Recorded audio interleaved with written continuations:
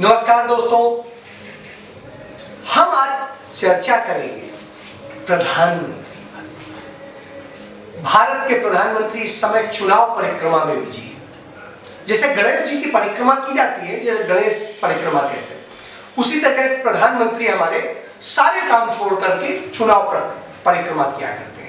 कभी इस चुनाव में, कभी उस चुनाव में, कभी नगर निगम के चुनाव में, कभी पंचायत के चुनाव में, कभी किसी मोहल्ले के अंदर उसका भी चुनाव करा लीजिए और भाजपा और उसका जब यदि कहीं कंपटीशन हो जाए तो वहां भी प्रधानमंत्री प्रचार के लिए पहुंच जाएंगे। तो हमारा प्रधानमंत्री प्रचार करने के लिए कोई भी सीमाएं तोड़ देता है और कोई भी मर्यादाएं तोड़ देता है। मर्यादा तो उसमें है नहीं, नैतिकता है नहीं। जो है वो बताता हूं। उन्नाव में, हरदोई में 2 दिन पहले प्रधानमंत्री ने भाषण दिया और भाषण में क्या कहा वो जानिए। अब देखिए, साइकिल पे बम रखे हुए थे और जहां लोग सब्जी वगैरह खरीदने के लिए आते हैं वहीं साइकिल पार्क करके चले गए थे और एक समय चारों तरफ ये साइकिलों पर रखे हुए बम धमाके फूटे। मैं हैरान हूं, ये साइकिल को उन्होंने क्यों पसंद किया।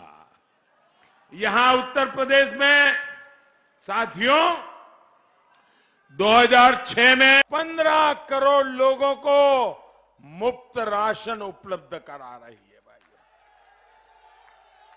दुनिया में जिस किसी से मेरी बात होती है, अगर मीटिंग में मिलना हो जाए या वर्चुअल मीटिंग में मिले या टेलीफोन पर बात करें, दुनिया के बड़े बड़े नेता, बड़े बड़े लोग, समृद्ध देशों के लोग, जब उनको पता चलता है कि 80 करोड़ लोगों को 2 साल से मुफ्त राशन दिया जा रहा है तो वो आश्चर्यचकित हो जाते हैं। मुझे पूछते हैं, मोदी जी आपके देश में इतना बड़ा काम हुआ है। भाइयों बहनों, ये हम सबके लिए संतोष का विषय है कि नहीं है। गरीब के घर में चूल्हा जले, आपको भी संतोष होता है कि नहीं होता है। गरीब का पेट भरे तो आपको भी आनंद होता है कि नहीं होता है। उन्होंने इतनी बड़ी बात कह दी है, उन्होंने हिंदुस्तान को शर्मसार करने वाली बात कर दी है। उन्होंने बता दिया है कि उत्तर प्रदेश 5 साल में भिखारी बन गया है, एक एक वक्त की रोटी के लिए भिखारी बन गया है। और उत्तर प्रदेश की 22 करोड़ की आबादी में से 15 करोड़ आबादी उनके टुकड़ों पर पल रही है। वो जो अनाज दे रहे हैं उनसे रोटी खा रही है, नहीं तो वो मर जाती है, जिल्लत के हालात में है, उसका कोई आत्मसम्मान नहीं रह गया है। उत्तर प्रदेश के लोग भिखारी बन गए। ये मैं नहीं कह रहा, प्रधानमंत्री कहते हैं। प्रधानमंत्री कहते हैं कि वो उत्तर प्रदेश के 15 करोड़ लोगों को मुफ्त अनाज दे करके उनका पेट पाल रहे हैं। प्रधानमंत्री ये भी बताते हैं कि उन्होंने न सिर्फ मुफ्त टीके लगवाए, लेकिन जाने क्या क्या किया। तो आप समझ लीजिए, हिंदुस्तान में इसके पहले जब भी कभी जितने टीके लगते थे, हम पैदा होने से लेकर के प्रौढ़ होने तक हमारे 1 दर्जन से ज्यादा टीके लगते थे और वो सारे टीके फ्री होते थे, 100% फ्री होते थे और उनके लिए कभी कहा नहीं जाता था, उसमें संख्या नहीं गिनी जाती थी, हर व्यक्ति को लगता था। इससे आप समझ सकते हैं। और उसकी कोई कीमत नहीं होती, ना आज भी नहीं होती, क्योंकि पंडित नेहरू, इंदिरा गांधी यह व्यवस्था करके गए थे कि टीके तो फ्री ही लगेंगे। इसके लिए पंडित नेहरू ने प्रयोगशालाएं बनाई, फैक्ट्रियां बनाई, ड्रग के तमाम सारे वैक्सीनेशन की फैक्ट्रियां बनाई और उन्हीं फैक्ट्रियों में ये सब बन रहे हैं, वही रिसर्च हो रहे हैं, उन्हीं की बनाई प्रयोगशालाओं में रिसर्च हो रही है और प्राइवेट कंपनियां भी कर रही हैं। और जो प्राइवेट कंपनियां भी कर रही हैं वो भी उन्हीं के समय में स्टैब्लिश हुई थी। तो आप समझ सकते हैं। लेकिन एक चीज पहली बार देख रहे हैं कि हर चीज में प्रधानमंत्री की फोटो या जो भी स्टेट है उसमें प्रधानमंत्री और स्टेट के मुख्यमंत्री की फोटो लगा के दिया जा रहा है। टीका भी, टीके का सर्टिफिकेट भी और राशन भी।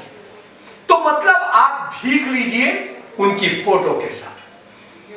आप पेट्रोल पंप पे पैसा डाल करके और महंगा पेट्रोल खरीदिए, उनकी फोटो देखिए। आप गैस का सिलेंडर खरीदिए, फोटो देखिए। आप देश के किसी भी सरकारी साइट को खोलिए, प्रधानमंत्री की फोटो देखिए। तो फोटो दिखाने का काम हो रहा है। प्रियंका गांधी उत्तर प्रदेश में तमाम जगह रोड शो कर रही थी। इस दौरान उन्होंने एक बात कही कि जेवर एयरपोर्ट का चुनाव के जस्ट पहले शिलान्यास किया जाता है, जहां एक तरफ देश भर के एयरपोर्ट्स बेचे जा रहे हैं, निजी हाथों में बेचे जा रहे हैं, बंदरगाह बेचे जा रहे हैं, तमाम जो सार्वजनिक उद्यम है बेचे जा रहे हैं, सब कुछ बेचा जा रहा है। और वहीं यह ड्रामा किया जा रहा है कि हम ये एयरपोर्ट बना रहे हैं। कुशीनगर में किया गया, कौन बना रहा है? अदानी बना रहे हैं, कहीं अंबानी बना रहे हैं, कहीं कोई बना रहा है। तो कारपोरेट के कुछ हाउसेज हैं जो बना रहे हैं, जिनके पास इस सरकार में देश की 50% संपत्तियां चली गई और रोज जा रही, नित जा रही। गुजरात से जुड़े तमाम सारे बड़े व्यापारियों ने खरबों हजारों करोड़ों के घोटाले कर लिए हैं, बैंक के लोन मार लिए हैं और बहुत कुछ कर लिया है। तो आप समझ सकते हैं कि जब ये हो रहा और जनता इनको अब जानने लगी, नेता बोलने लगे, तब अपनी हार, अपनी हताशा से अपने काम को नहीं गिनाते हैं, तब बात करते हैं हिजाब की, तब बात करते हैं कि योगी आदित्यनाथ कहते हैं कि कश्मीर बन जाएगा, केरल बन जाएगा, बंगाल बन जाएगा। तो भाई आपसे अच्छा है, उत्तर प्रदेश से सभी अच्छे हैं। नरेंद्र मोदी यह नहीं बताते हैं कि उत्तर प्रदेश के लिए क्या है क्या आपके पास में जिससे वो डेवलप करे, यहां के लोग डेवलप करें। आप तो महंगी टोल रोडें बनाते हैं जिनसे पैसा वसूलते हैं, मुफ्त की रोड नहीं बनाते हैं। और टोल रेट भी इतना महंगा कि जो हिंदुस्तान में सबसे ज्यादा है। आप समझिए, तो आप इस तरह लूटने का काम कर रहे हैं। आपने हर तरह से लोगों को लूटने का काम किया है, चाहे गैस सिलेंडर हो, दूसरी चीजें हो, पेट्रोलियम हो, सब में लूटा। और लूट के किसकी जेबें भरी हैं? कुछ कारपोरेट घरानों की। 5.5 लाख करोड़ रुपया आपने उन अदानी अंबानी जैसे तमाम सारे कारपोरेट घरानों को दे दिया है, लेकिन आम आदमी को समृद्ध करने के लिए आपके पास पैसा नहीं, रोजगार के लिए आपके पास पैसा नहीं। 1 करोड़ रोजगार आपने खत्म कर दिया है और आप कहते थे कि 2 करोड़ हर साल देंगे, तो किया आपने कुछ नहीं। तो प्रियंका गांधी बिल्कुल सही कहती है कि आप सिर्फ बेचना जानते हैं, बर्बाद करना जानते हैं, बनाना नहीं जानते। क्योंकि बनाना आपके और आपके जो आदर्श पुरुष थे उनमें किसी के सिद्धांतों में था ही नहीं। वो तो डिस्ट्रक्टिव पॉलिटिक्स करते हैं। आप तो बांटने की, टुकड़े टुकड़े करने की राजनीति करते हैं नरेंद्र मोदी, और वही आप कर रहे हैं। शर्म नहीं आई आपको जब आपने उत्तर प्रदेश में जनसभा को संबोधित करते हुए कहा कि साइकिल से बम ले जाए गए थे, उनमें रख दिया गया था, और वो साइकिल किसका चुनाव निशान है? अखिलेश यादव की समाजवादी पार्टी का। आपको शर्म नहीं आई? साइकिल से और उनका कनेक्शन जोड़ रहे हैं, आतंकवाद की बात करते हैं, देश को डरा रहे हैं, खतरा बता रहे हैं। आपके समय में क्या हुआ है? आपके समय में पाकिस्तान ने घुस के हमारे यहां पठानकोट में 3 दिन कब्जा करे रखा, एयरबेस में, एयरफोर्स के उसमें सैन्य ठिकानों पर, और पूरा बर्बाद कर दिया। हमारी सारी चीजें, इंफॉर्मेशन से लेके जो उन्हें ले जाना था वो ले गए, और आप कुछ नहीं कर सके। 3 दिन उन्होंने आपको चुनौती दी, आपके घर में घुस गए। पुलवामा में घुस करके उन्होंने मारा या जो भी साजिश थी वो हुई, हमारे जो है सीआरपीएफ के जवान मारे गए, आप कुछ नहीं कर सके। इसके बाद में लगातार इस तरह की घटनाएं हुई हैं। हिंदुस्तान के इतिहास में इतने लोग नहीं मारे गए, सैन्य कर्मी, सैन्य अधिकारी नहीं मारे गए, जितने सिर्फ आपके 8 साल के शासन में मार डाले गए। और आपने क्या किया? सर्जिकल स्ट्राइक के नाम पर जो आपने सैटेलाइट पिक्चर्स आई हैं, कोई झूठ नहीं बोल रहा है, सैटेलाइट झूठ नहीं बोल रहा है, सैटेलाइट पिक्चर्स है कि आपने जो बम चलाया, रॉकेट चलाया, उससे एक पक्षी मरा, आपने सिर्फ एक जंगल में वो चलाया। तो आप तो न्यू झूठ बोलते हैं, आप नफरत फैलाने की राजनीति करते हैं और उससे वोट बटोरने की राजनीति करते हैं, मनाने करते हैं। आप डेवलपमेंट की राजनीति नहीं करते हैं, आप समग्र विकास की राजनीति नहीं करते हैं, आप तो हर चीज में बांटने की राजनीति करते हैं, टुकड़े टुकड़े करने की राजनीति करते हैं। और उसका नतीजा है कि देश बर्बादी में जा रहा है, उत्तर प्रदेश तबाही में जा रहा है, और आप खुद मान रहे हैं कि उसे आपने भिखारी बना दिया है। कौन आदमी जाकर के लाइन में लग करके भिखारी की तरह से अनाज लेता है? वही लेता है जिसके पास और कोई साधन नहीं होता।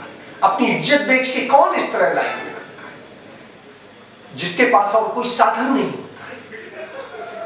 युवा बेरोजगार हो रहे हैं। दुनिया का सबसे बड़ा बेरोजगार देश भारत बन चुका है आपके शासन में, और आप उत्तर प्रदेश को भरमाने निकले हैं, देश को भरमाने निकले हैं। तो आप अपना चुनाव टूर कीजिए, लेकिन कम से कम इस तरह की बातें मत कीजिए जो पूरी दुनिया में हिंदुस्तान का सिर शर्म से झुकाती है।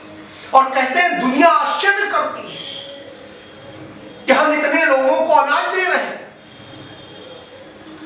धन्य बोलिए उन किसानों को जिन्होंने इतनी उपज पैदा करके आपके गोदामों में भरी है, जिसके बूते आप ये सब कुछ कर पा रहे हैं, कि उसे आप वोट बैंक बना रहे हैं, लाभार्थी कह के वोट बैंक बना रहे हैं।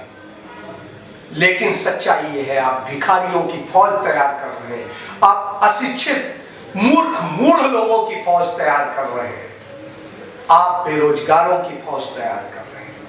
आप बना नहीं सकते, आप सिर्फ बेच सकते हैं और बेच रहे हैं। यही आपकी राजनीति। वही दूसरी तरफ प्रियंका गांधी हो या अखिलेश यादव, हम खड़े हो जाएंगे आके। एक सवाल पूछना चाहती हूँ, क्या पिछले 5 सालों में आपकी जिंदगी बेहतर बनी है, हाँ या ना? नहीं, बेहतर नहीं हुई ना। मेरी बहनें बैठी हुई हैं, महंगाई बढ़ी है, बढ़ी है। नौजवान कितने हैं सभा में? किसी को सरकारी रोजगार मिला है? किसान कितने हैं? आपकी जिंदगी, आपकी कमाई बढ़ी है, आपकी जिंदगी बेहतर हुई है कि नहीं? तरक्की हुई है? अच्छा, तो किसानों ने कहा उनकी तरक्की नहीं हुई, नौजवानों ने कहा उनको रोजगार नहीं मिला, बहनों ने कहा महंगाई बहुत बढ़ चुकी है। यहाँ दोनों सकारात्मक राजनीति की दिशा में बढ़ रहे हैं और वो जनता की बात करते हैं, उसके डेवलपमेंट की बात करते हैं, उसको साधन सुविधाएं देने की बात करते हैं, उसे सुरक्षा देने की बात करते हैं, भय मुक्त बनाने की बात करते हैं। और आपके राज्य में क्या हो रहा है? 3 साल के बच्चे को विभत्स तरीके से मार दिया जाता है। हाथरस में दलित बच्ची को सामूहिक बलात्कार कर दिया जाता है। आपका उन्नाव का विधायक एक लड़की के साथ में लगातार सामूहिक रेप करता है और आप उसे इंसाफ नहीं देते। आपके पूर्व केंद्रीय गृह राज्य मंत्री किस तरीके से एक लड़की का शोषण करते हैं, बलात्कार करते हैं, उस मामले में आप बचा देते हैं। आपका एक मौजूदा गृह राज्य मंत्री का बेटा जाकर के किसानों को कुचल डालता है, मार डालता है, आप उसको बचा देते हैं। तो आप तो सिर्फ अपराधियों को बचाने का काम करते हैं, आप सिर्फ पंडितों को मार देते हैं, आप सिर्फ मुसलमानों को मार देते हैं, आप सिर्फ कुछ चुनिंदा लोगों को मार देते हैं, जो बहुत बड़े कुछ नहीं होते, वो आज भी ऐसा करते हैं। तो समझना होगा कि हम किस तरह की दिशा में जा रहे हैं, किस राजनीति की दिशा में जा रहे हैं। लेकिन आपसे बेहतर वो बच्चे हैं जो आपके लिए बेटे और बेटी की तरह से हैं। वो प्रियंका गांधी, वो अखिलेश यादव, जो कम से कम सकारात्मक दिशा में बात कर रहे हैं, युवाओं के लिए बात कर रहे हैं, बेटियों के लिए बात कर रहे हैं, उनकी सुरक्षा के लिए बात कर रहे हैं, और वो संदेश दे रहे हैं कि देश को बनाइए, देश को बिगाड़िए मत, किसी के साथ पक्षपात मत कीजिए, सबको एक करके चलिए। लेकिन आप बांटने की राजनीति से बाज नहीं आ रहे। सोचिए, आप रहेंगे नहीं रहेंगे। बहुत से नेता आए और तमाम बड़े पदों पर बैठे और चले गए, आप भी चले जाएंगे, लेकिन इस देश को आप जला कर जाएंगे, प्रदेश को जला कर जाएंगे, बर्बाद करके जाएंगे। कम से कम जितना आपने बर्बाद कर दिया है वह कम नहीं है, उसकी भरपाई करने में 20 साल लगेंगे। तो ऐसी स्थिति में कृपया अब इस देश प्रदेश को बचाइए, बर्बाद मत कीजिए मोदी जी। धन्यवाद।